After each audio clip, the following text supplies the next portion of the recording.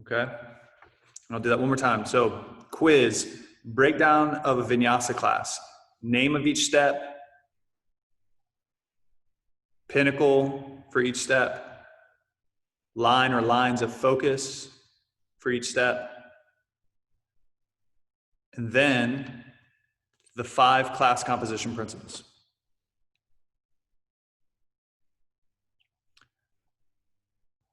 Does anyone need to hear that one more time?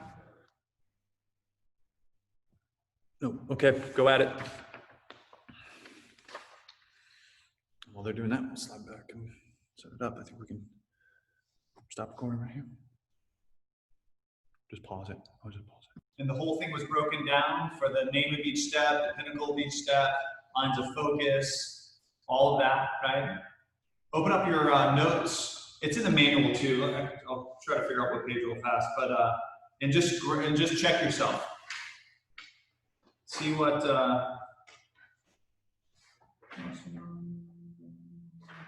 See how well you did on that.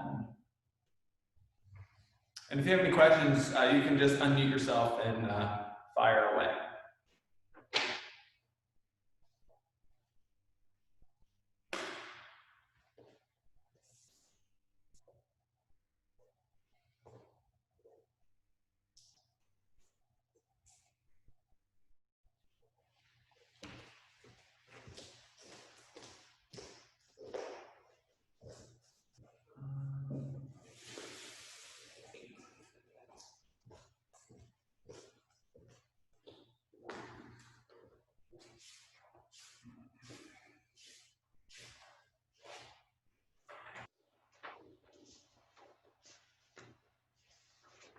Anything else breakdown?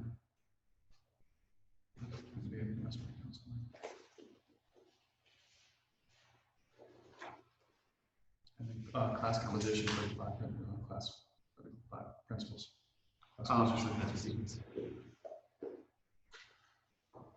With that clinic. Oh yeah. If you're going to clinic, I'll do that for 60 minutes. So it's yeah. Questions on that? Do you guys find the information you need? For step 1, step 2, step 3, step 4, step 5, 6, 7. You guys good with that? 5 class composition principles. You guys good with those? You guys have that? And those are going to be in class class composition section. I'll just give you the page number real fast. Page 3 is all your class composition principles. Therapeutic vision, pinnacles, simple to complex, rule of 15, side loading, all of those. Guys good? Questions?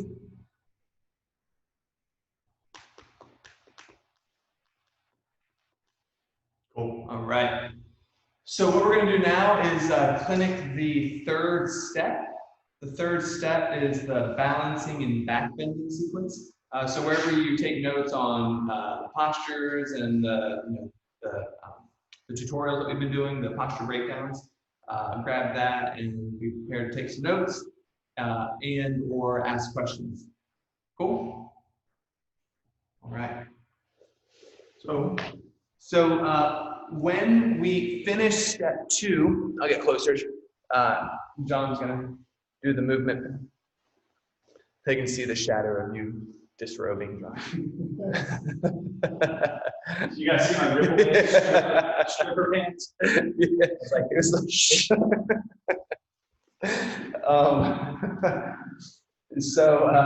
throw some dollars. Did I ever tell you guys we made a joke about that in one of our teacher trainings? And you know the big white bowl? Oh, we need to get that. We need to get the singing bowl. Did we tell you that? Like we joked like we never mentioned it. Anyway, are we muted? No, we're not muted. Okay, cool. And we made a joke like we're strippers. Like if we don't make money at this, we're gonna be strippers. And we came back from break. You know, because let me put it in context. Because obviously when we do that, we're taking off our pants every time, right? To get in our shorts. Yeah. We're wearing pants. That's and then we'd always make the joke, we should get stripper pants with Velcros, where you just strip them off, right? And So we came back from break and someone had laid a dollar bill on top of the singing bowl. Someone joking like, we're gonna come over with dollar bills. And I was like, a dollar bill? That's it? You're gonna pretty much do Bikram style, huh? Yeah. Ooh. Oh, well played. Well played. All right, so we finished step 2. Let's finish step 2 in child's pose, right? So if you're looking at it as far as the house metaphor is concerned, we have now, we've jumped into the house in step 2, and we're staying inside of it until we exit it in step 3. Now, in step 3, we're doing 2 poses, 3 poses. Check. So I'm right. So I'm right. 1, 2, 3, 4. Yeah. 3 poses on the right side, 3 poses on the left side, and then we're jumping out. So after, this is what's really cool, and we'll get to the clinic in just a second. Once you finish step 2, the bulk of the challenge of learning the sequence is done. And it's because of the nature of the asymmetry and the amount of poses from a warrior 1 to a warrior 2 to a reverse warrior to flow and then chaturanga, then up dog and down dog, then left side, right? There is a ton of poses in step 1 and 2, a ton of transitions in step 1 and 2. The moment you get to step 3, it starts to stabilize.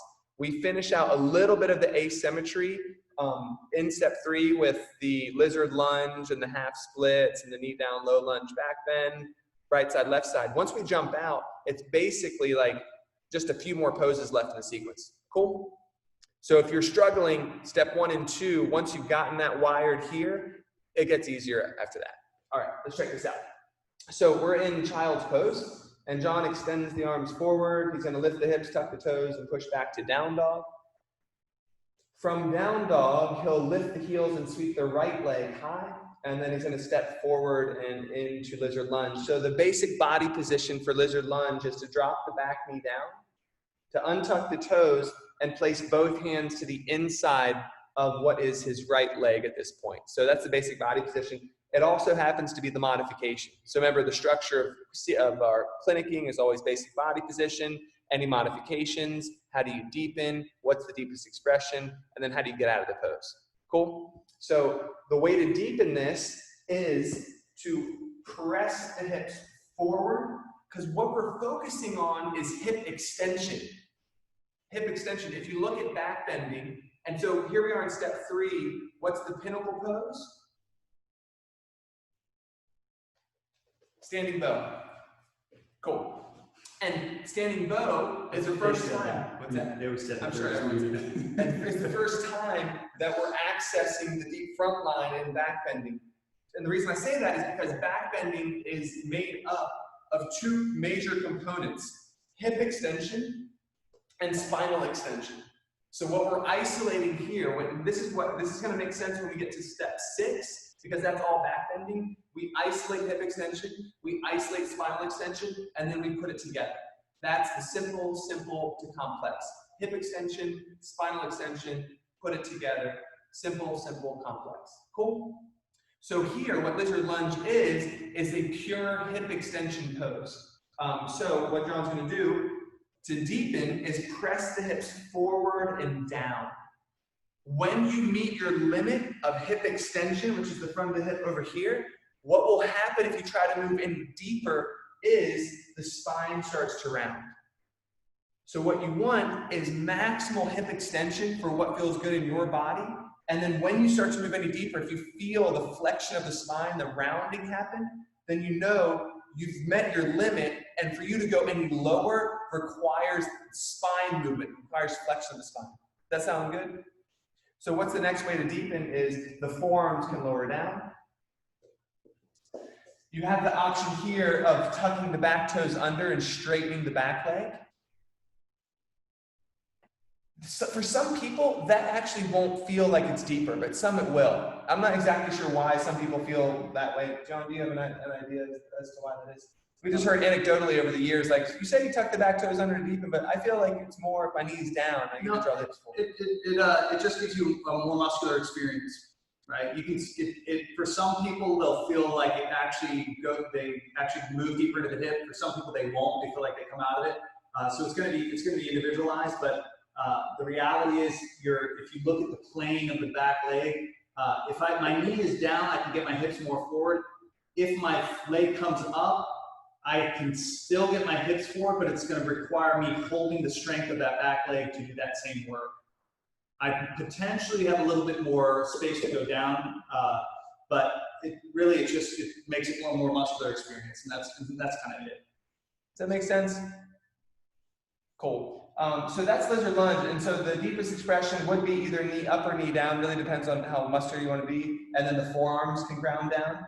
Now the forearms grounding down may cause a little spinal extension. It's okay if it's a little bit. Just make sure that the emphasis where you're feeling it is the hip flexor. There is a variation here that I'll show, and that is whether you're on the hands or down on the forearms, you can bend the back knee, reach the right hand back, and catch the foot.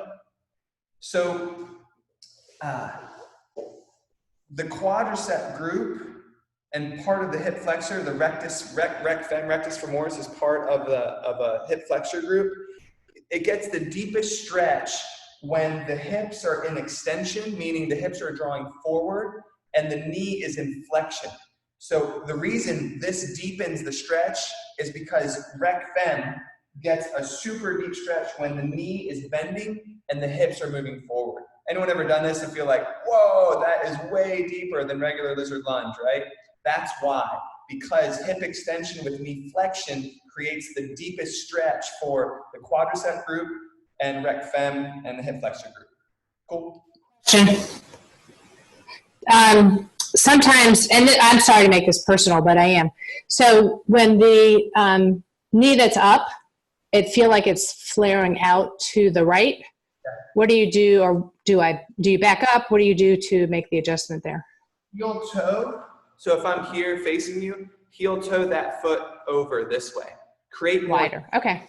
Because then when you're here, because this is what you're saying, right? It flares out. Yeah. There's nothing wrong with it, but the way we teach it, hugging the thigh in, helps to activate the inner thigh, which is part of the deep front line. And this inner thigh muscle tends to be, the adductors tends to be weaker. So we like throwing the feet open and then hugging the knee in. Okay. But it's challenging if you don't bring that foot over. What'll happen is it'll naturally go out because you're bringing your body between. Right. Great. Thanks. Any other questions? Okay, cool. Anything to add?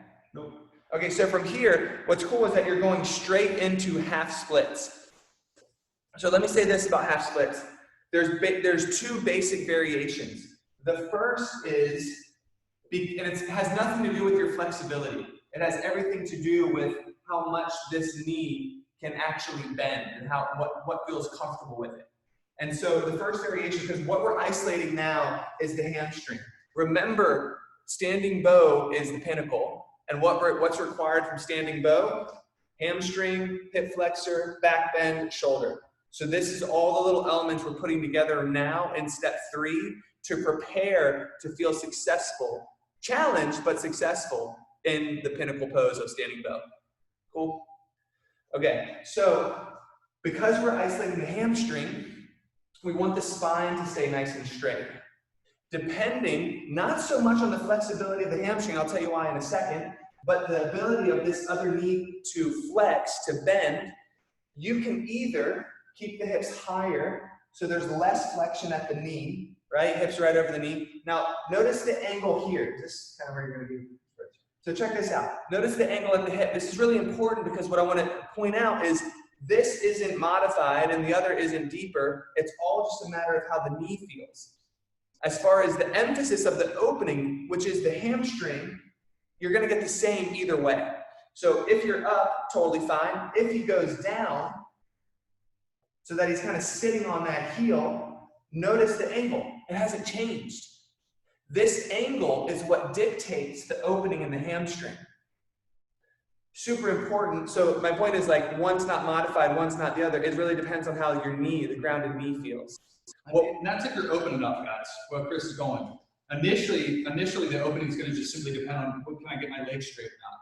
And there's going to be people, probably not you guys, but people that you're going to work with that are so tight that just getting their knee to straighten is a lot for them with a vertical spine, right? So initially, it's simply, all right, get the leg straight. Once the leg is straight, then we can hinge the body forward to create more depth. And that's kind of where Chris is teaching to you guys. And because the hamstring is the emphasis, that's why we emphasize so strongly on keeping the spine straight so that the hamstring stays as the focal point of the pose. Cool? And one modification tool, I didn't really talk about it, is if you want to go all the way down, it's nice to place a block underneath the lead leg, the stretching leg hip. And what happens there is if you do that, it allows your body, your hips to rest down, and it requires less strength of the arms, and it may allow you to hinge more forward. Cool?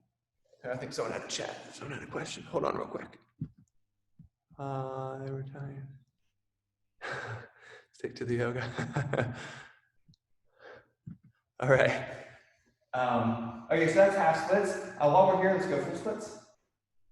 So full splits, all it does now is it takes what we've done in lizard lunge, hip flexor, into hamstring opening, and we put it all together. Again, simple lizard lunge, simple half splits, complex full splits. So there's still the reasoning behind it. Now, what is important to know is that the modification that I like to use is what John just did. He placed a block on either side of his hands. Why? It allows him to lift and keep his spine more upright in a mountain pose position.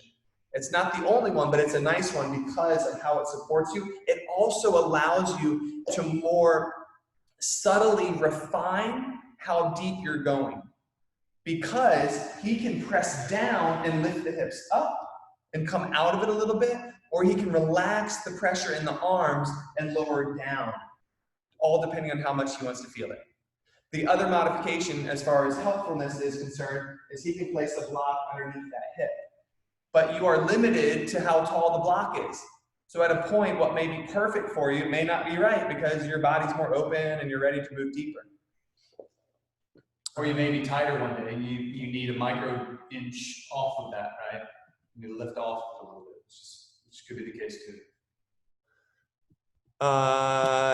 So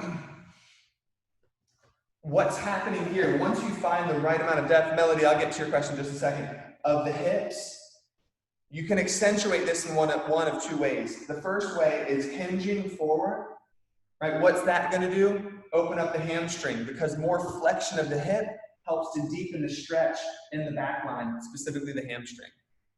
The other way of accentuating this, which is more available to you with your hands on blocks, is creating a back bend. Why? Because it's going to accentuate the opening in the hip flexor group on the other side. The front of the back leg. Does that make sense? So just little subtle ways of deepening whether you want to access one or the other. Now, because we want, so if you looked at this, that's basically standing bow without the back bend and without the balancing, right? With this though, because the aim is the hip flexor and the hamstring, we want, this will get to your question, Melody, we want to keep the hips as square as possible and know that, I think Melody, with your flexibility, you're most likely, you'll get to a point where there could be a compressive point that requires your hips to go asymmetrical just a little bit, meaning, or the back leg needs to turn out. And what John just said, the back leg turning out will cause that back leg hip to externally rotate, that femur bone. So it's cool if they're not perfectly square, is my point. Because what's going to happen for a lot of people is they're going to reach a point. We say keep the hip square initially because for most people, what they're experiencing is tension. And if their hip externally, this thigh bone externally rotates, it takes the stretch out of the flexor and into the inner thigh. Not inherently negative, but this little pivot here could create some weird tension in the low back. The point really though is keep the right thigh rolling down the hips forward to keep the hip flexor as the opening. Now, what we know to be true about tension and compression is you get to a point where you're open, and Melody, you've been training the body for so long that you get so low that it's no longer tension. The point you're feeling, it requires you to go a little bit lower to bypass this point of compression here by just a slight external rotation of this back femur bone. My whole point is try to keep the hips square, but don't fight yourself. And it's okay, nothing's gonna go wrong, and you're not gonna injure yourself by letting that back leg thigh rotate externally and letting the hips come out of a square position. Especially if you hit a compressive point. It'll actually save you. When you open up the body to the point that you don't have there's no longer any tension in the soft tissue, the only place to go from there, right? And again, being aware of it, because you could drive into it and injure yourself. But the next shift for you, if you hit compressor or open it up, would be for that rotation to happen. Now, the rotation happening pulls it into the inner thigh, which is still the deep front line, right? Keeping that in mind. What line are we working with in step 3? The DFL, right? So the DFL is the iliopsoas group, and it is the inner thigh. So if you were to rotate, no big deal. Right. Cool. Any questions about that? Sweet. Okay, so we've now done, well, in the sequence, we do lizard lunge, we do half splits, and then we do low knee down, low lunge back bend. But we wanted to throw this in because this is really common. You're going to see your students do it, and you probably like to do it too. I don't know why people like full splits. It's like, that doesn't make any sense. If you enjoy full splits, now who enjoys full splits? Melody, you may enjoy full splits. This person. This girl. All right, so knee down, low lunge back bend. The transition from half splits is come forward, keep the back knee down, and with an inhale, sweep your arms, your body high. We always start off this way. The lead hand to the front knee, the back hand, the right hand to the low back. This is what's really important. This is the pose that we start to put both of them together, but it's really important that we don't dump into the low back. And so the fully modified, that's how we set it going up. So the basic body position is this knee, 90-degree angle. This knee doesn't have to be purely underneath the hip, but the farther this knee goes back, the more susceptible you are to dumping into the low back. Now, just because the knee goes back doesn't mean you will. It just means that there's a higher likelihood because you can still integrate strong and it won't be an issue. Okay, so check this out. Your hand is here and this hand is here. This hand pulls. It's pulling on this knee as a tension cable to support the back bend, the spine. This hand also supporting by being to the glute. So supported. It's an awesome position. The next level of deepening is sliding this hand, please switch legs for me. Sliding that lead leg hand underneath the thigh. Because look at what happened. I just went from here, and now I brought it back here, which means that's going to translate into the spine, the shoulders being able to come back farther if you have that range of motion. Does that make sense? Okay, now, as he starts to take this into the back bend, if he has more range of motion in the spine, he can lower the hand down. He's already kind of done it towards the back of the thigh. And now he can extend that arm up. So what Chris explained, guys, is from here, notice where my knee is on the front of, notice where my head is on the front of the knee. That's only going to allow me to go so far back, right? So this is going to limit me. But I'm holding on to the knee as if I was like I was about to fall off a cliff or something. I'm going to hold on to that knee. This becomes like a tension cable. But that's going to only allow me to go this far. And if I want to go deeper, then I shift my hand underneath the thigh. That gives me about 5, 6, 7 inches more to go back. But then it's going to limit me, right? Still. So at that point, if I want to take it back farther, I need to let go and send the arm up. And then I can go back. Maybe even taking the backhand down further down the thigh to help me go deeper if I choose to. But that backhand is supporting me as I take it back. And it's giving me leverage to support myself. So it's not a pure muscular experience, right? There's still that hand for support. there's a million different variations, probably not a million, that's an exaggeration. There's a lot of different variations with the arms. The difference is gonna be, are you supported and you can create a more organic, a deeper, flexible experience? Or are you unsupported with the arms elevated and it's a more muscular experience that requires more strength for you to maintain the same position? Make sense? Cool. Last thing I want to say with this is, and this will go back to how I started this, oftentimes it's taught to bring the hips way far forward, way far forward, way far forward. What happens there from the pelvis of most people is that it tilts anteriorly, meaning the front of the hips drop down, and it creates this, this lack of integration of the hips and the pelvis, and then a dumping into the low back. So we don't teach draw the hips forward, forward, forward. We can say bring the hips forward, but more importantly, if you draw the tailbone down and you pull the low belly in and you lock the hips in that neutral position, immediately you're going to start feeling it in the hip flexor of the other side. More importantly, you're going to stabilize the pelvis so that the low back still isn't getting jammed. It still has this nice ability to extend and not get too compressed. Does that make sense? Cool. Any questions? All right, so here's the deal. You do that sequence. Lizard lunge, half splits, knee down, low lunge, back bend, right side, and then you step back to down dog. Left side, left leg high, left foot forward, lizard lunge, half splits, knee down, low lunge, back bend, down dog, and then we exit. So we finish it out, right? We're in the house, so we do asymmetrical sequences, right? In the house when you're in step 2 and 3. And then you jump, you exit by jumping out of the house. And then fold. And then we do our balancing pose, so we look at it and we've done lizard lunge, which is the hip flexor. We've done half splits, which is the hamstring. We put it together with a knee down, low lunge, back bend, which gives us spinal extension, right? What are we missing now? Balance. And we're using eagle to fulfill that. So he's going to sweep the arms high, and then we move right into it. The right arm swings underneath the left. Let me change. St. John's. There he goes. Face them for a second. So eagle. Let me make sure this is right.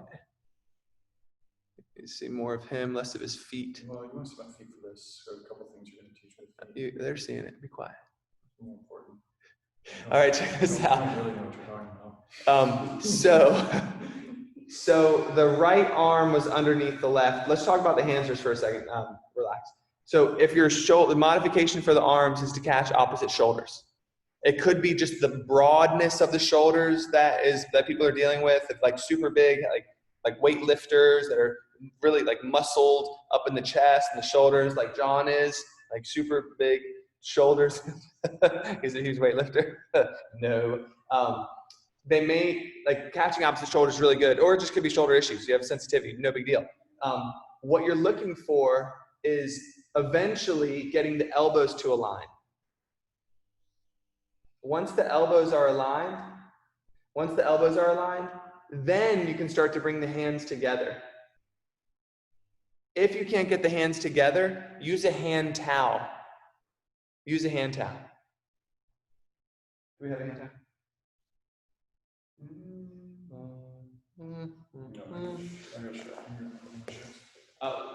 One second, we're going to get something, because this is really important. Because what you'll find is a lot of your students, they need some help. Hand towels are so helpful with this one. And we had a buddy of mine, like he was the best man at my wedding. He started here, and then he started working to here. Then he used a hand towel. Now we can get the hands together. This is like a 3-year progression for him. So if you use a hand towel, it goes in the upper hand, the higher hand. There you go. And then what's going to happen is, notice, the reason it goes in the higher hand is because you can flip it and catch it. It's an ancient yogic technique. What's going to happen is over time, he's just going to slowly choke up and choke up and choke up and diminish the space between the hands. Once his hands touch, then he can bring the bottom hand to the inside so that the thumbs are pointing towards you. What's tricky is when people go here. Notice, now the thumbs are pointing towards me, right? But my right hand isn't to the inside on the thumb side. You want it on the thumb side. Cool? That's how you get the arms. The legs, you see that? I can't do it from my knees. It's the legs, so it's the right arm. The right leg is going to lift up, over, and around. Now, a key here, so let's modify this fully. The first modification is to let the toes drop down. And then you just lift the toes and lower them, lift them and lower them, lift them and lower them. Next, you have enough balance to keep the foot lifted. And then over time, you start wrapping the foot around the calf. It's not going to work for everybody. There's yoga teachers and friends of ours who still to this day, they've been practicing for like 35 years and can't get the foot to wrap. It's an anatomical thing. It's how their bodies are made. So once the foot wraps, though, you want the legs to press together and that back foot to press down towards the heel. Once you're there, you can switch to the other side because I'm almost done. While John's getting into it, what's really cool about this pose is if you look at step 2, it's a lot of standing, open hip strengthening poses. And this is a nice pose where you're actually inwardly rotating the thighs and adducting, meaning hugging the thighs together. So it creates a nice balance of what we've done in 2 with 3. That's why you see eagle in a lot of balancing poses. So notice too right here, guys, how far forward I am, how far this knee is. It almost, for a lot of students, it can go so far forward that it starts to jet over the toes. Ideally, we want to draw the knee back. So it, just like in awkward and chair pose, we want to draw the knee back so we start to get a little bit more weight into the heel. Through the 4 corners of the feet, but draw it back so that the knee, this knee, my standing knee, right, the one you probably can't see it, but my standing knee draws back so it comes a little bit closer to stacking over the ankle. So it'll help with knee safety, right, and protect the knee. Then from there, my spine can draw back.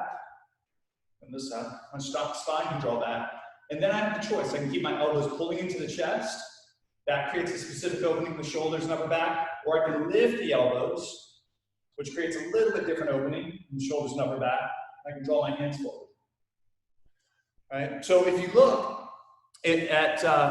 if I cross over, right? So from, if I go right arm underneath the left, I'm pulling through that arm position. You guys can feel this if you do it. I'm pulling this shoulder down and in, right? So there's a pull across the shoulder and the upper back.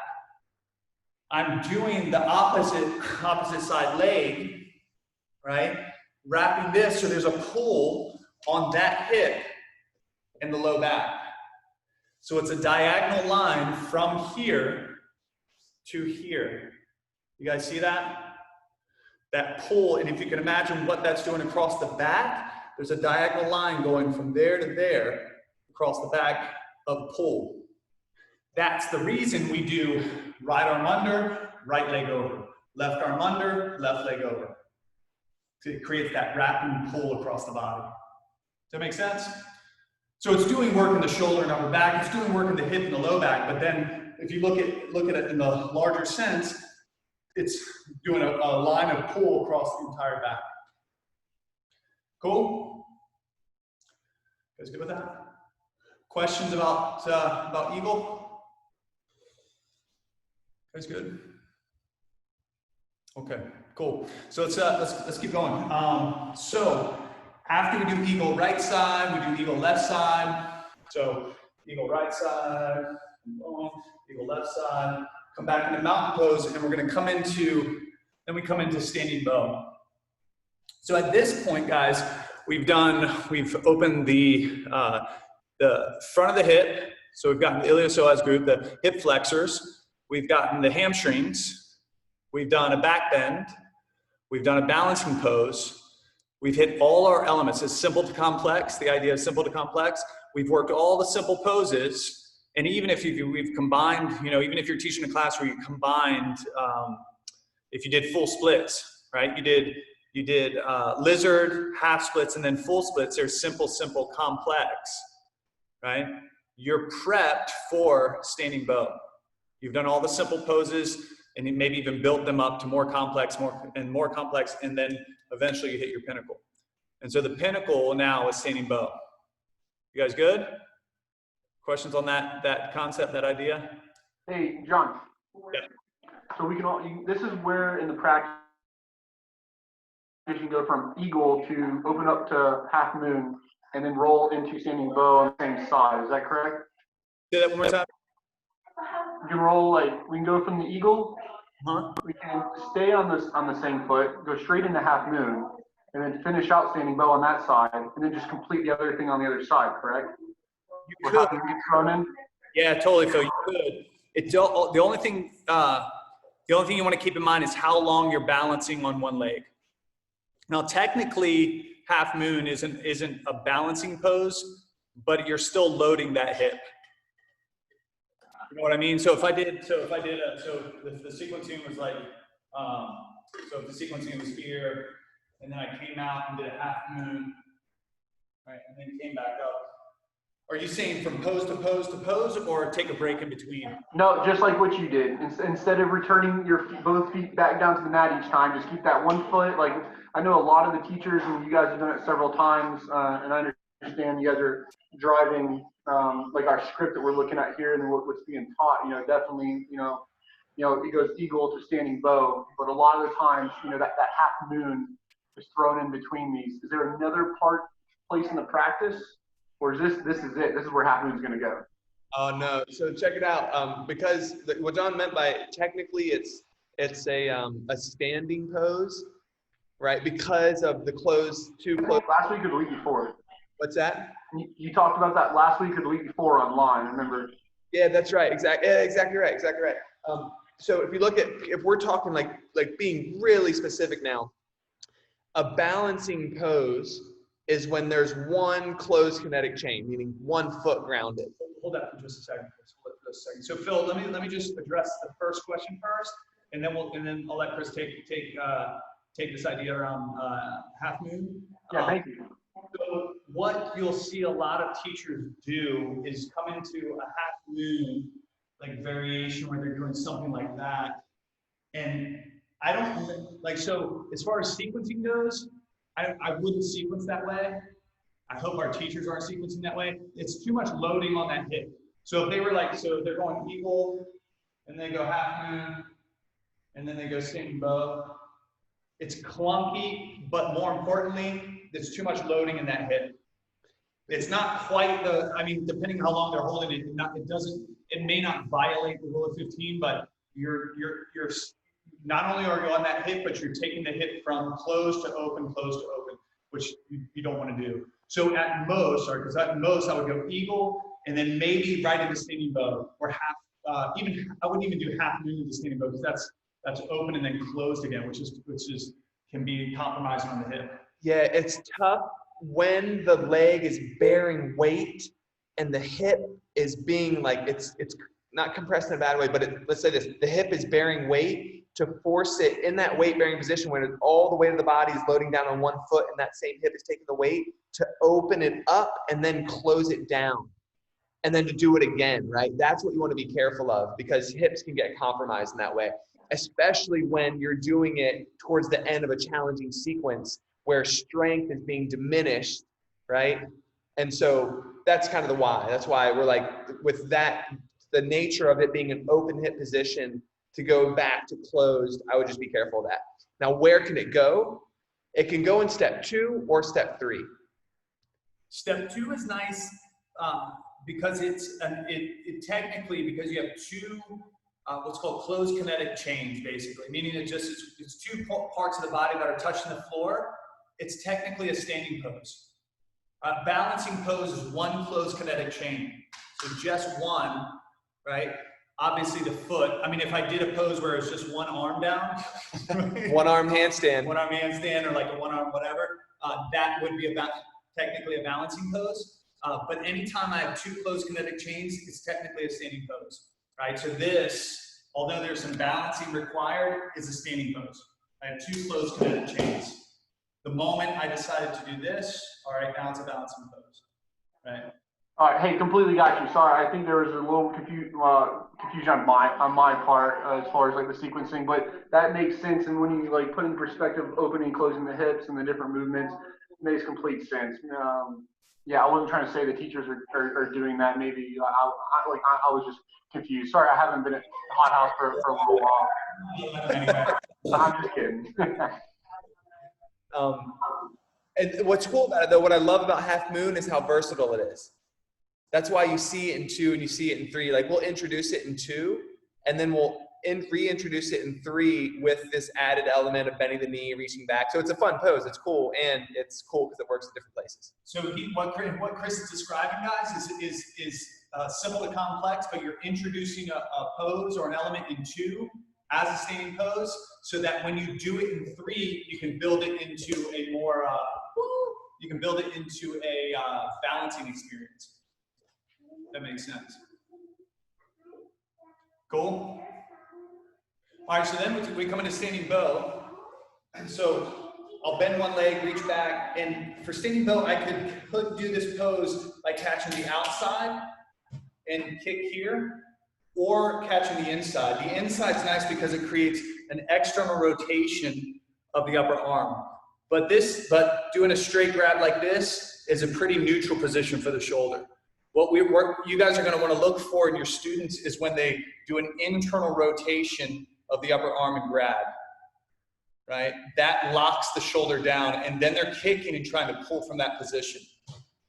Depending on how hard they kick, it's not super compromising, but it's a movement that they I don't know, I don't say the movement they want to avoid, but there's different poses like reverse prayers or binds where you're doing that inner rotation of the shoulder. It's not bad. It's a movement that you can actually do, but when you start to put force and kick, you just want to be careful because it could compromise the shoulder a little bit. So what you're looking for is, where is the elbow pointing?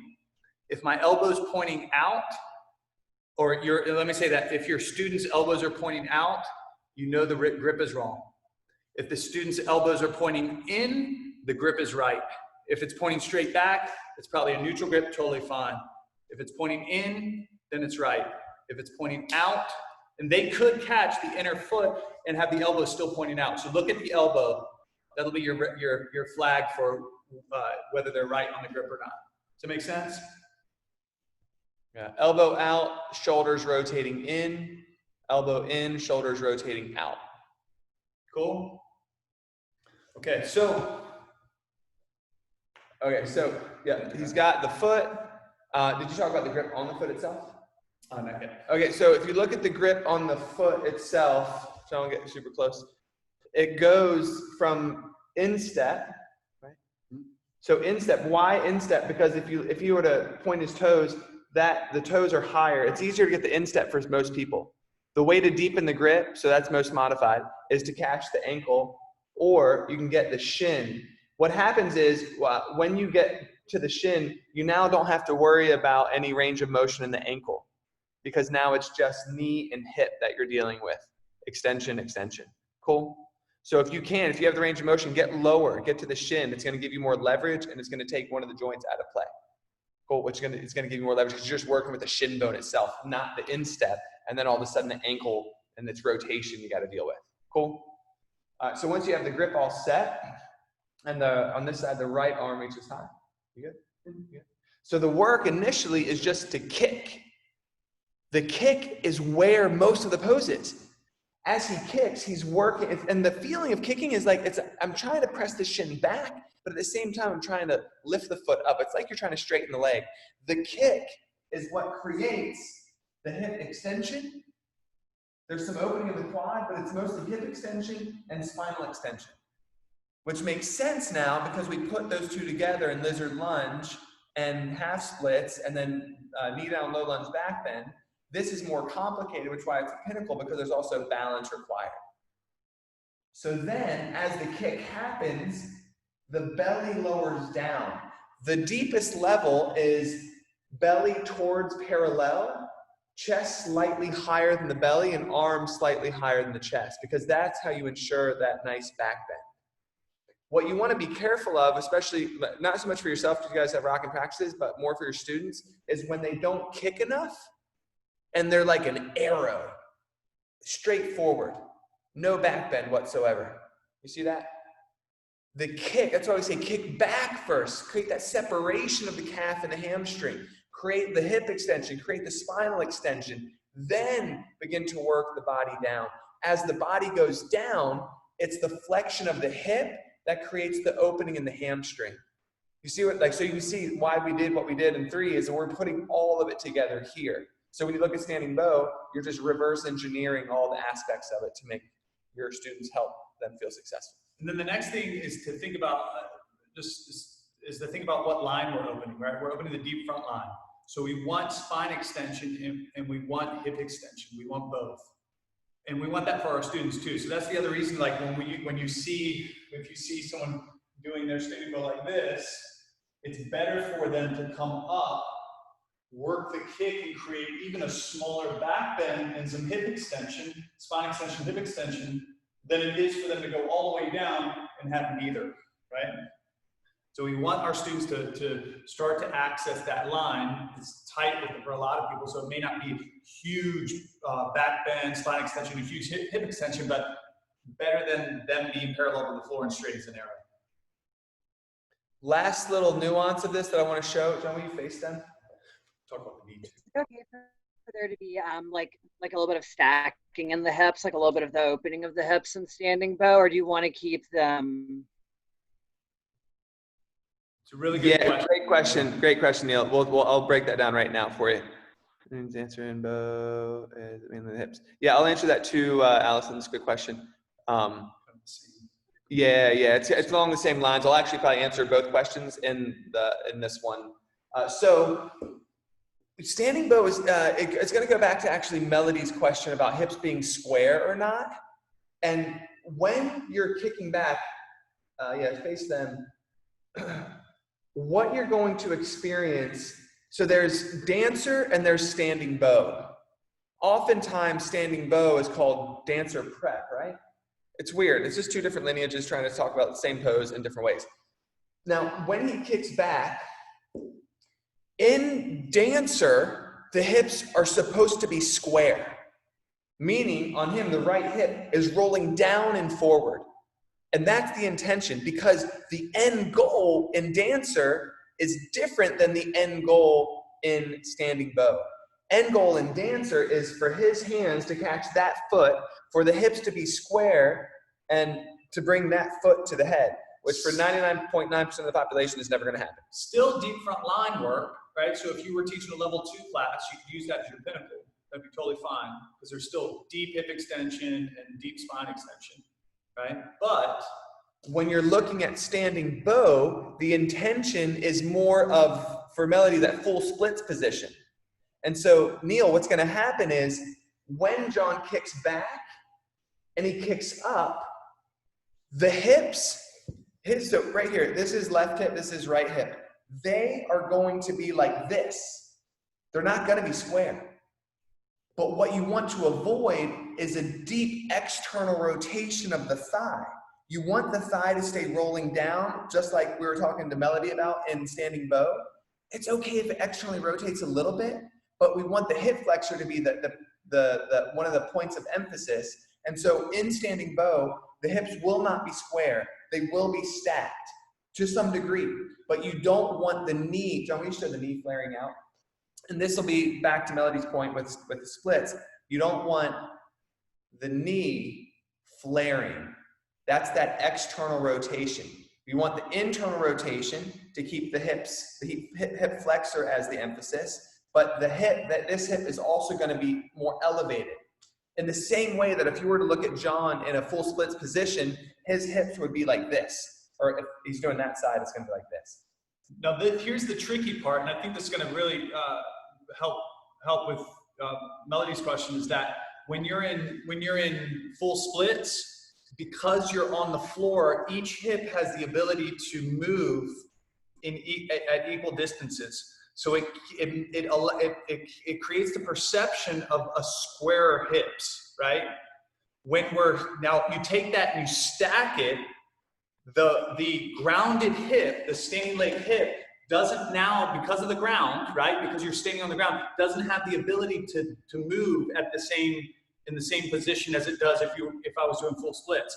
So the movement or the lack of movement of that hip has to come in the movable hip. And so it creates the perception of more of a stacking of that hip. Does that make sense? So the gist, Neil, is hips square in dancer, hips off square in standing bow. And like try to keep that lifted leg thigh internally rotating, but it's okay if it stacks, because it's going to have to, because the end result is that leg being straight if you have the range of motion, the skeletal system, and the flexibility. Yeah. Right. For everybody, whether it's straight or not, the end result is hip extension and spinal extension.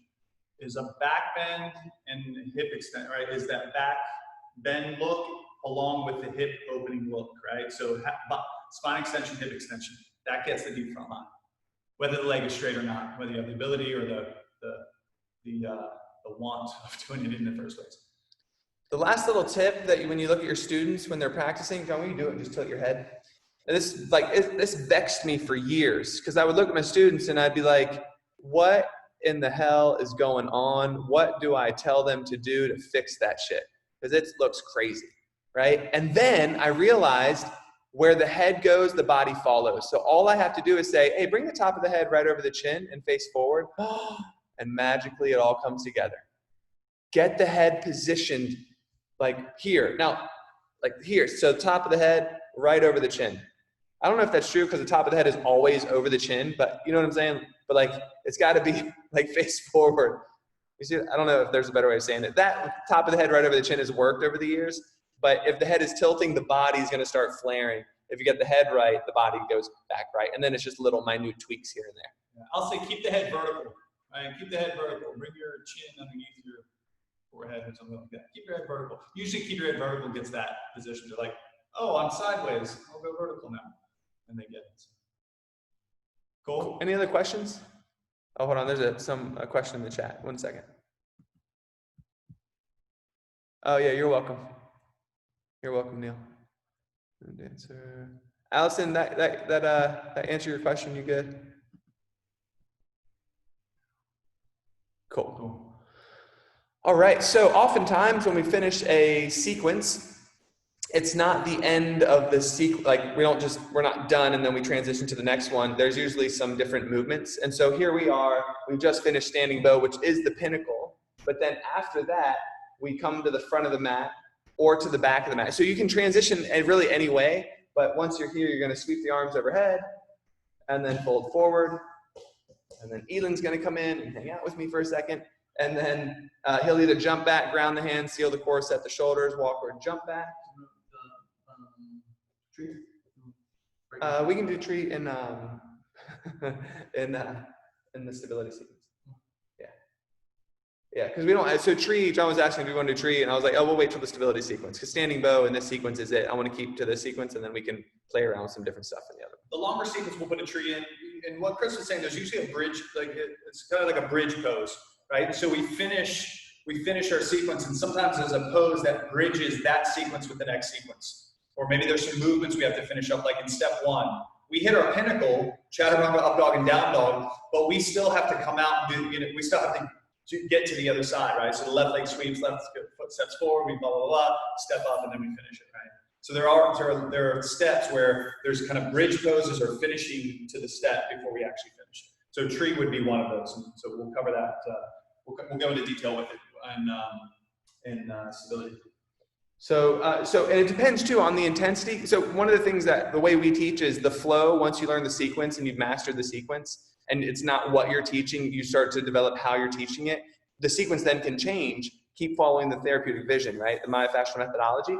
And the reason I say that is because if you've done a super intense 1, 2, and 3, and like you've done a lot of chaturangas, maybe you've done an arm balance or a couple, then you can make the choice here to just walk to the back of the mat. There it is, walk to the back of the mat and fold forward and walk your hands forward into down dog. Or you can walk to the front of the mat, sweep high, and then fold forward and give them another flow. Walk, jump, or float back, chaturanga. Inhale up dog, exhale down dog. And then from down dog, we're dropping the knees down, bringing the hips to the heels, and we are now done with step 3. Any questions with step 3? Understanding, are you guys seeing the, why the sequencing is the way it is, the methodology, the therapeutic vision, the purpose of it all, the reasoning, the why? That's like, if we want you to get anything out of this training, aside from all of like the self-work, it's understanding that there's the methodology, the why behind it is really the juice of how we create like this fluid experience in the body where there's this awesome balance of strength, of flexibility. There's no pain because we've gotten the things strong so that the things that were tight can relax and the things that were like weak can get strong so that the areas that need to open can open. They're not like bound. That's the whole purpose behind it all. Does that make sense? Everyone cool? Awesome. Any final questions about step 3? Is our future yogi? Say hi. Cool. All right. Do you guys want to take a quick break? Yeah, let's do a 2-minute break.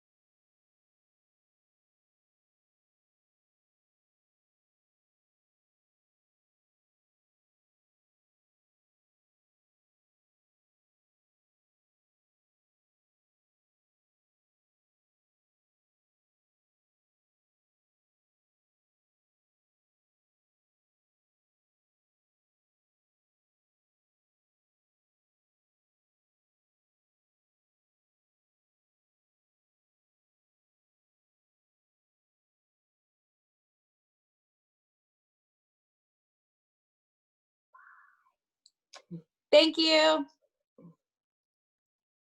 You're welcome.